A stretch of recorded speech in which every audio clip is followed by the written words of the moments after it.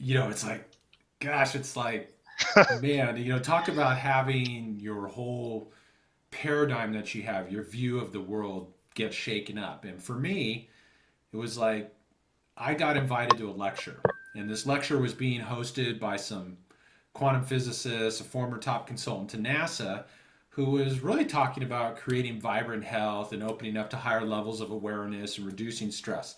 That was kind of the theme of the program. So they called me up. They said, Mark, you got to bring your guitar to this event. Come to this event. Okay. So I figure I'm going to show up there. I'm going to play during donut time or something. That was really what I thought. And I get there and I start learning about quantum physics, about Mm, energy, about how what we experience through our senses is the tip of the iceberg of who and what we are.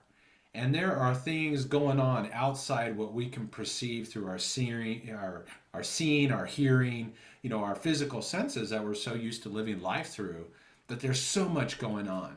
And in essence, how really, for lack of better terms, the miscreations that we put into our modern day world, all the chemicals, the Wi Fi, the smart meters, the cell phone signals, EMS, all these different things, these scientists were proving that they're putting our energy into disharmony and actually having a negative impact upon our health, our wellness, our mental functions, and our overall awareness of the truth of who and what we are.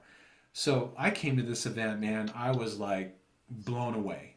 And that was really my introduction to really looking at the world beyond, what I'd been taught in school, what had been told to me growing up. I think with many of us, this is the way that sure. life is. What you experience through your senses is the scope of reality. And I'm like, that is not the case. What we experience through our senses and who we see in the mirror is the tip of the iceberg of who and what we are. There is so much more to us. Not only that, but we are also just wonderful, beautiful expressions of a field of energy that is unlimited in its potential.